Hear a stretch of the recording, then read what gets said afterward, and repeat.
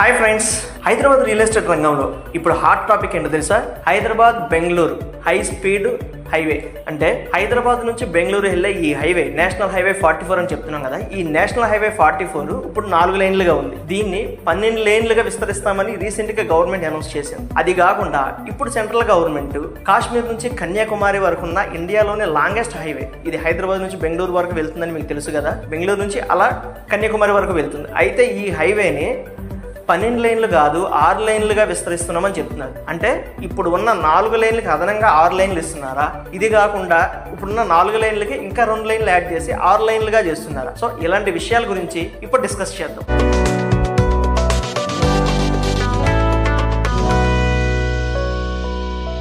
తెలంగాణ, ఆంధ్రప్రదేశ్, కర్ణాటక రాష్ట్రాలను అనుసంధానం చేస్తూ నూతన జాతీయ రహదారి నిర్మించాలని కేంద్రం నిర్ణయించింది. ఈ మేరకు భవిష్యత్తులో ట్రాఫిక్ అవసరాల కోసం మరో జాతీయ రహదారి అందుబాటులోకి రానుంది. హైదరాబాద్, బెంగళూరు మధ్య ప్రస్తుతం 4 వరుసల హైవే ఉంది. అదనంగా నూతన రహదారిని నిర్మించాలని కేంద్ర రవాణా, జాతీయ రహదారుల మంత్రిత్వ శాఖ నిర్ణయించింది. Master plan for national highways vision 2047లో ఈ రహదారి నిర్మించేందుకు ప్రణాళిక రూపొందించింది.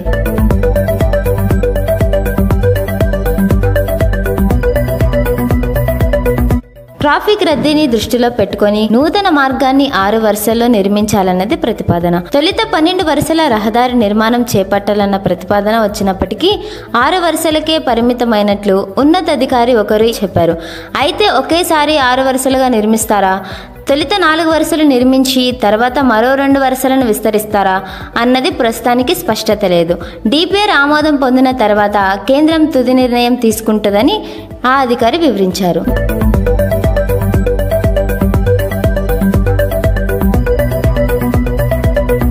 హైదరాబాద్, బెంగళూరు నూతన మార్గాన్ని హైస్పీడ్ గ్రీన్ఫీల్డ్ జాతీయ రహదారిగా నిర్మించాలని నిర్ణయించింది.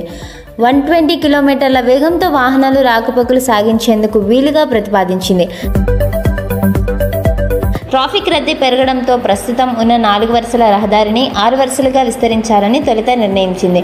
అందుకోసం 2022లోనే డిపిఆర్ను సైతం సిద్ధం చేసింది. అయితే వివిధ కారణాలతో ఆ ప్రతిపాదన అటకెక్కింది. హైస్పీడ్ కారిడార్ను నిర్మించాలని కేంద్రం నిర్ణయించడంతో ప్రస్తుత జాతీయ రహదారి తీరుతెన్నులను అధ్యయనం చేయించింది. హైస్పీడ్కు తగిన రీతిలో ఆ రహదారిని విస్తరించడం సాధ్యం కాదని అధికారులు నిర్ణయానికి వచ్చారు. ఈ నేపథ్యంలో హైస్పీడ్ గ్రీన్ఫీల్డ్ కారిడార్ను నిర్మించాలని నిర్ణయించి మంత్రిత్వ శాఖ మాస్టర్ ప్లాన్లో ప్రతిపాదించింది. ఫ్రెండ్స్ విన్నారు కదా. సో ఇప్పుడు ఈ హై స్పీడ్ హైవే రావడం వల్ల దానికి ఎంత ట్రాన్సిట్ పెరుగుతుందో ఒకసారి మీరు ఊహించండి. హైదరాబాద్ నుంచి బెంగళూరు వెళ్ళే రోడ్డు మరింత ప్రీమియం కాబోతుంది. సో ఆ రోడ్లో ఈ నేషనల్ హైవేలో ఉన్న ప్రాజెక్టులన్నీ కూడా చాలా ప్రీమియం కాబోతున్నాయి.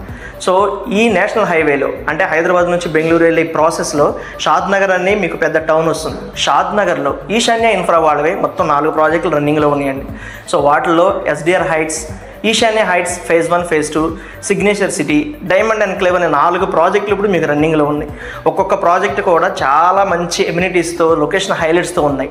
సో ఈశాన్య ప్రాజెక్టుల గురించి మరిన్ని వివరాలు మీకు కావాలంటే మీ దగ్గరలో ఉన్న ఈశాన్యాస్ ప్రాపర్టీ అడ్వైజర్ను సంప్రదించండి. ఈశాన్య ఇన్ఫ్రా, మన కుటుంబం మన జీవితం.